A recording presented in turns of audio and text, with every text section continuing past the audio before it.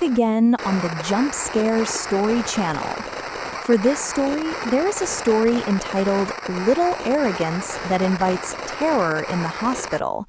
Before we continue with the story, first press the like button on this video, and don't forget to press the subscribe button on this channel. Also, turn on the notification bell so you don't miss other stories. And what is it like for this story? Let's go straight into it.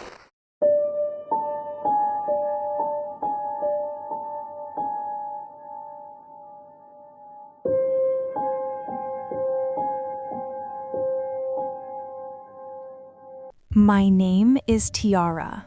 This incident actually happened a few years ago when I was still studying pharmacy. At that time, I was invited to be an assistant with my lecturer in one of the hospitals. It was quite good for adding experience and knowledge. With a happy and enthusiastic feeling, in the afternoon at around 2 p.m., we immediately left. I enjoyed the journey, which was quite long and drained my energy until I fell asleep. After going through a journey which took almost quite a long time, at around 7:30 in the evening, we arrived at our destination. My lecturer and I immediately had a briefing, and after the briefing was over, I was immediately given instructions to take the data which was in the back room of the hospital near the warehouse. The place was a bit dark and stuffy, while my lecturer was taking care of other matters. Even though it was only taking care of data, this was a valuable experience for me. I entered the room. The room was already dark because it was night. My eyes glanced at every corner of the room while looking for the light switch. "It's really dark," I said. At first, I was relaxed, even though there was a little fear. But I tried to be happy to fight my fear. I was a little arrogant and said, "Maybe there are a lot of demons here." After the room lights came on, I started to take some documents, which turned out to be neatly stored.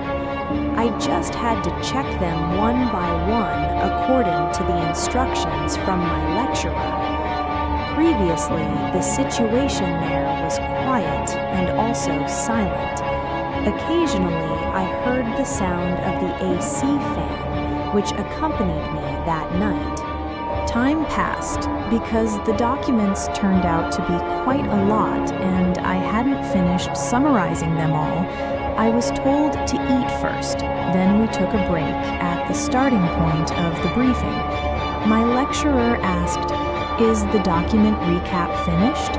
"Just a little bit more, sir," I replied. He continued, "If there's anything, just let me know." After eating, I immediately went back to the room to work again because it was almost late at night. But there was something different. I got goosebumps, and for some reason I became restless and started to smell jasmine flowers. "Oh my, why does it smell like jasmine flowers?" I muttered to myself. 10 minutes passed. I was still serious about finishing my work. Oh my, who's surprising me? I was still a little shocked. I opened my cell phone, and it turned out it was my parents who sent a message asking where I was and why I wasn't home yet. I forgot to tell my parents that I had a sudden assignment outside the city. After that, I continued my work until on my left, I felt someone was watching me. My heart was beating fast. Cold sweat spread all over my body. Calm down, focus," I said while patting my chest. The hair on the back of my neck stood up even more. My heart was beating faster, faster because now I felt someone was watching me right behind me. The sound of his breath was so clear in my ears, I dared to look back. And when I saw a flash of white shadow 3 times passing right in front of me, I couldn't get out at that time. I tried to stay calm and ignore it. 5 minutes of walking, I heard what sounded like a chair being dragged. I am not afraid. Do not disturb. I want to work, I said, acting brave. I took a deep breath. I looked around me. There was no one until something caught my attention. I saw like there was a pair of eyes watching me from the corner of this dark room. I was silent and didn't move until, oh my gosh, slowly from the darkness, a figure appeared crawling slowly. And the more visible it was the figure of a small child with all his skin pitch black. I started to lose concentration. My whole body was shivering. I was shaking. My sweat was getting more and more. His physique was very scary. His whole body was black, and slowly he was seen waving his hand as if inviting me to play. I immediately ran and opened the door, but for some reason the door was hard to open. I panicked. At that time, I saw the figure of the little child now walking crouched towards me. This time, his tongue was also sticking out. Finally, the door opened, and I rushed out of the room without thinking. I immediately ran. I continued to run in a hurry while breathing hard. Finally, I met the hospital guard. I told him about what I saw in that room. The guard finally wanted to accompany me back there. Now I feel quite calm. I saw the man accompanying me. Even though he was a little old, it seemed like this man was someone who had worked here for a long time. My feelings became calmer. My concentration began to focus again. I continued to take some of the documents that I had worked on earlier.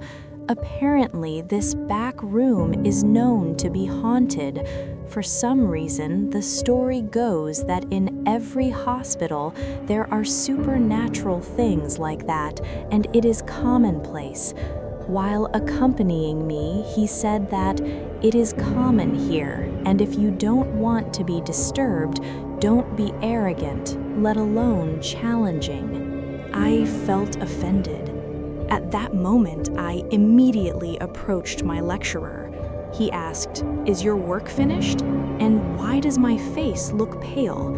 I said, "Yes," and I told him that earlier I was disturbed by a spirit. This was my first experience meeting a spirit like this, and I also hoped not to repeat it a second time. That night seemed to be a reminder for me not to talk carelessly or challenge supernatural beings, because they might come to show themselves.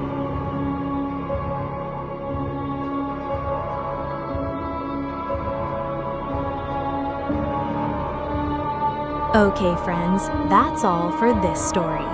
What do you think about this story? Write your comments in the comments column. And for friends who have just joined, don't forget to like, comment, share, and subscribe to this channel, and wait for the next horror stories. Stay tuned on the Jump Scare Story channel. Bye!